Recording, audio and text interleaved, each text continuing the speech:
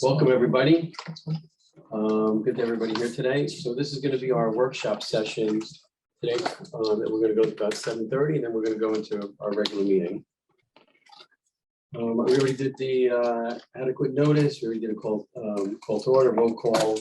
So from a president's report, I'm going to hold off until the regular meeting. Superintendent's report. Jim, would you like to discuss something? So two things. Right after our last meeting, I got a call from Sharon Molesky, Human Services, who informed me that due to staffing shortages and shifting resources, they were no longer going to be able to provide elementary counseling services for us, which is a problem. So we're looking at a couple different options. We've actually posted for a part-time SAC. But we were getting about 20 hours a week from them. Obviously that's not something we budgeted for, and nor did we anticipate that we wouldn't have that. But obviously we were paying them for those services, so obviously we have some funds. Also, I've spoken with a couple other superintendents who, one of whom in a nearby district is also perhaps looking to hire a part-time SAC. So we might be able to team up. Share some services in that regard and share some costs. So we're working on it. We're working on it. We're reaching out to some retired. Turn your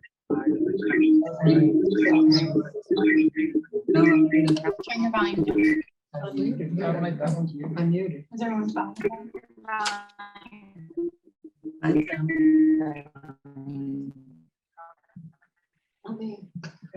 So what credentials do you need to apply for SAC SAC?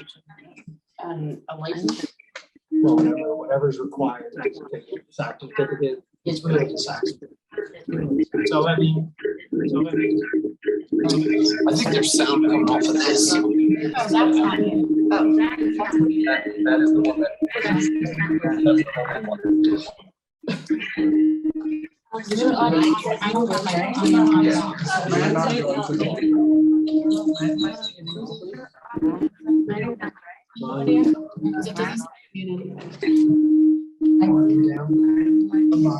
No, this means that someone else's microphone is on. Mine is slow. Oh, maybe it's-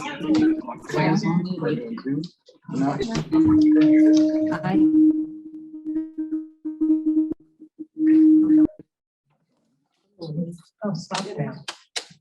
Just stop. This is a modern day version of Buck Goose. All right, we're good now. We're good now. We're good now. We're good now. SAC.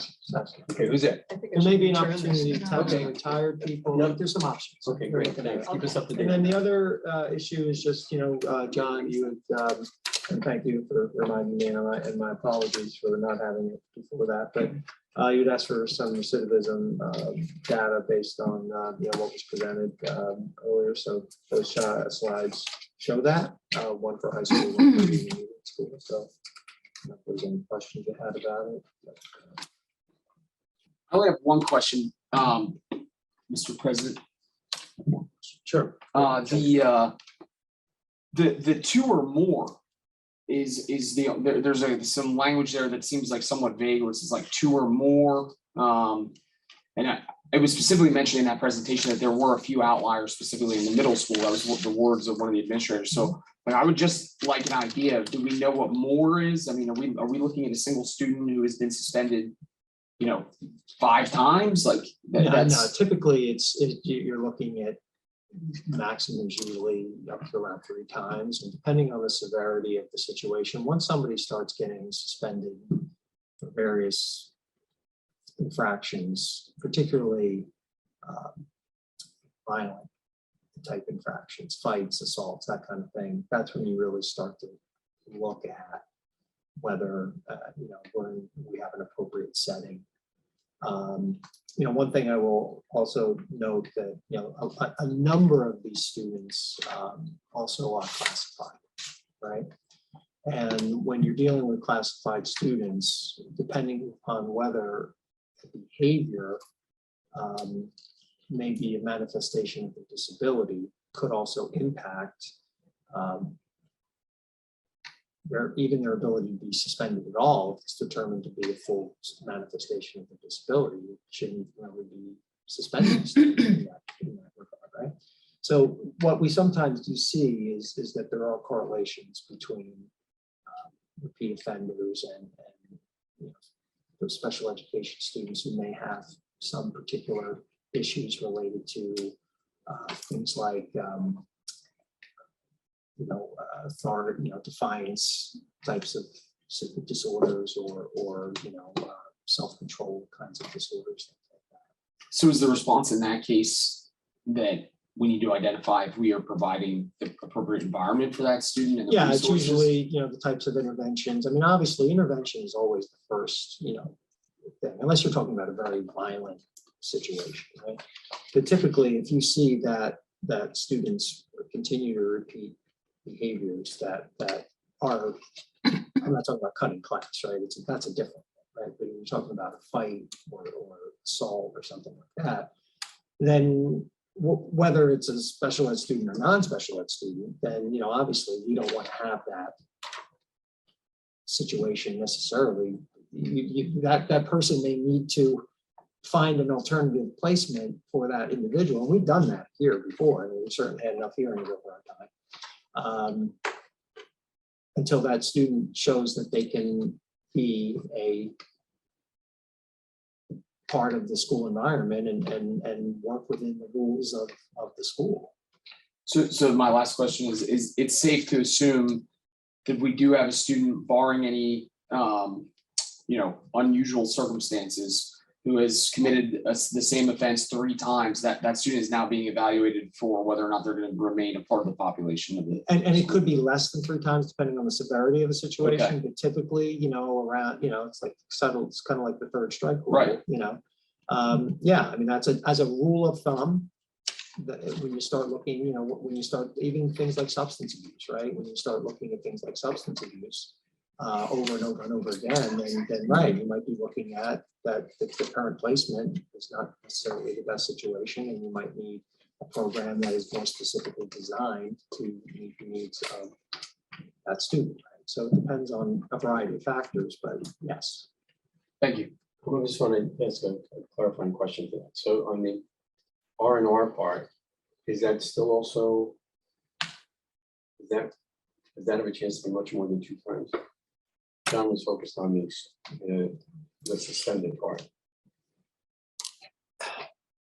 I mean, yes, could it? Yes. I think the overwhelming majority of our students, when we talk about repeat offenses, it's 2 times, overwhelmingly. You are going to have a few times where it's going to be. Okay, just want to make sure. Yes, Gracie. Can you explain what R&R is? I mean, I know, but just what the process would be for the So kids. it's reflection and responsibility. It's part of an idea of restorative justice, restorative practice. It's intended to try to get to and provide supports and get to the roots of problems, because getting to the root of a problem is ultimately what hopefully will lead to a change in behavior. Simply suspending a child isn't necessarily going to solve the problem which caused the behaviors in the first place. It removes someone and most immediately, which may be warranted from the situation, right? But it doesn't solve a problem. So the idea of reflection and responsibility, when a student goes in there, they get provided counseling services. They often get to, if they had a problem with a staff member, sometimes the staff member will come in and they'll have sessions to, conflict resolution, things like that, to try to work through the situation so you don't have repeat. And often that's a longer process, and that's often followed up with continuing counseling outside of our. Right. So I have 2 more questions. Okay. So is there a behavioral plan that's put in place for the kids that are repeat offenders? Yeah, I mean, and it depends on, but typically Who there's a would do plan. that? I'm sorry. Who would do that? The staff? Either the SAC or the school council. And then my last question is, for out of district, would you have to have an IEP? No. You don't? You don't Okay. have to have an IEP to be placed out of district. You could be placed out of district based on, different behavioral challenges. Okay. Student looks at repeat offender, it's, but the difference would be is if a student has an IEP, more than likely that would have to come through the child study team in terms of what that placement is. If a student does not have an IEP, it can be done administratively and really would have to go in front of the Board of Education for a hearing. How often does that happen? Because I know about the IEPs. Yeah, and I mean, district for that reason. pre-COVID, I would say a couple times a year. maybe. I was gonna say, we have not had, I mean, COVID really changed a lot of things because we were out and. I was gonna say, we haven't had a hearing in a In long years. time. I Yeah. mean, you've been here for 3 years. Have you guys I've been here? never. yeah. So I don't know too if that's something, I mean, it's good, right? You don't want to have hearings, but is it also, are we keeping kids? No, I think it's a product Longer. of COVID. I mean, if you think about the fact that we were out, everybody was out of school and, you know, the year when we were hybrid and all that, and I think that's what it's a product of. The other thing I just wanted to add about R&R is you were asking about it. When we had the wellness meeting, if you all remember, or I don't know if you remember if I reported it.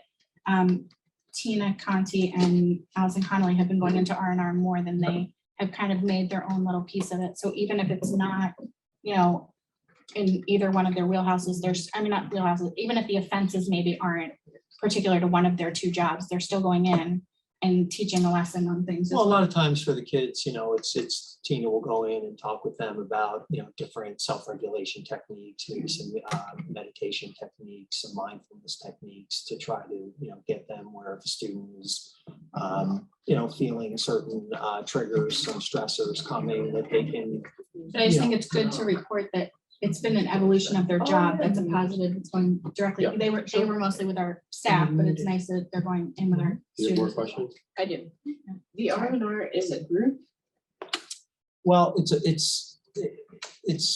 a room, right? It's a room. And there can be more than one They'll go different individual days. in it, but it's really more Different days. individualized in terms of when they're in. But if Grace Ann and I were to get in an argument, Grace Ann and I would not be in R&R the same days. Typically not, depending on the nature of the argument. Because it just seemed like a nice detention. That's I'm what it sorry? sounded- It sounded like a nice detention. You know, you go in, you get, right? But detention usually has a lot of.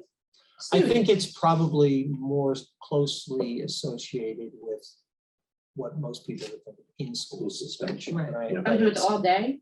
Quite often. Quite honestly, like. Yeah, Okay. well, I'm learning. I'm learning. It's actually, it's in-school suspension turned into. Yeah, It's an evolution. It's a more, And then you evolve. Okay.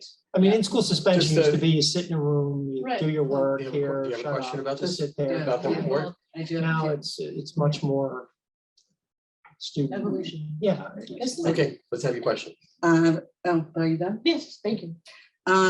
Just quickly, is this the de-escalation room? Is that the same thing you said? Is an R&R room an official de-escalation? room? Okay, so it's not the same thing. All right, that just dawned on me.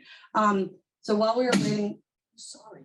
Ooh, are you all right? That sounded painful. So, you know, the Board of Ed, we get a list of every student who's been suspended throughout the year. So before we got, you know, this from the district, you know, I typed in every single student's number of all the suspensions that we've gotten, but only for 5 months because I didn't go all the way back because I was being lazy. But so one thing that struck me in our report here, it doesn't really talk about the number of days that students are getting suspended for. So I think that's almost equal, could be equally as important as, you know, how many students get 2 or more. Like in the 5 months I was looking at, the 6 kids that happened to get, you know, 2 or more suspensions in the 5 months, that was 42 days of missed school. So if you average, that's 7 days of missed school. So that's a lot of missed education and missed instruction for these kids, okay? So I think, you know, and one kid had 10 days and five suspensions, and that's only in 5 months. So After a certain number of days, depending on the student, depending on the situation, you would have to start providing home instruction for students. So typically on the 5th day and beyond. Wait, is that And that's- Stephen and that's a cumulative number, by the way. yeah, the cumulative number of a kid 10, yeah, there was nothing past 4. Right. There was nothing past 4, but For you know, what? Can you explain 4 days out of school suspension. At a So time. one, But did you just say the student had 5 suspensions? 5 suspensions in 5 months. Is that accurate? Yes, I got it straight from our stuff. So if one kid got 1 day, 3 day, 1 day, 1 day, 4 day, added up was 10 days. That's like, forget everything about not only what's going on in this kid's family or whatever, or, but that's just a lot of instruction, and that bugs me a little bit, that, these kids aren't in class. So, and that was only my 5-month snapshot. So, so I think if we, is there a way to I get will tell more you of this that- info? I will tell you that, kids we're very cognizant of that. And kids, we really only work to provide students with out-of-school suspension. It's absolutely deemed necessary. Mhm. And it's mostly because they've exhibited behaviors that are, seriously disrupting the situation for other students. And there's no doubt that there are certainly correlations between students who miss class time and I mean, a lot of the times these kids have a lot of problems going on. Sure. They're not typically repeat offenders because they don't have a lot of, Mhm. issues pertaining to, the variety of things in their lives. So it's for those kids, it's an ongoing, it's a process for those kids. Yeah, I'm a little concerned that from my own personal situation, my own kid, Mhm. about some things that happened to her. I would be concerned about having somebody who is that problematic in the school, disrupting Class the rest of situation the, 5 times in 5 months, you mean, like? whatever, 3 times whatever, in 2 whatever, months. whatever it is. I Yeah. mean, and I have to assume, because I was part of that the administration is cognizant of how to balance that and making that right decision, right? Because they're doing it, I'm assuming they're also doing it in conjunction with whoever the parents are and whoever the guardians are. They tell them here's what the score is, right? So, I mean, I think, and that's balance, I think, is a good word, right? Because obviously every child has the right to come to school and not be harassed, not be assaulted, or not feel like they're gonna be arrested. not be whatever, right? Right. So not be intimidated. You have the right to sit in class and not have to worry about that. At the same time, we have beyond the legal responsibility, I think we have an ethical and moral responsibility to work to try to help the student who is the perpetrator in these situations. And so you want to, you don't want to just, okay, here's a problem. Well, you're going out, because, that doesn't often solve the problem. And quite often the out-of-district placements the environments are not nearly as productive. And you're often bringing a lot of kids who are behavioral problems together, which only sort of exacerbates the problems for every one of those kids. So it's not ideal in any way. So the best thing is to try to keep them in district and try to work on the issues that they have that are causing the poor behaviors in the first place. But those are not easy fixes. Is there any way to get further analysis of this? Like of the 16 people in our district who had suspension more than twice, how many days were they out of school? And what was the average out of school? If the average really truly is 3 suspensions for the average kid who did 2 or more. I mean, if you'd like me to have. Does anybody, Chris if on nobody come else is back, interested in I that, then agree. I'd also like to know if they were given instruction. I'm gonna raise you first. Yeah, I did. Also want to Order. talk from a personal point of view, having been in the classroom for all those years and having students disrupt the other 25 students in the class. And balance was the word.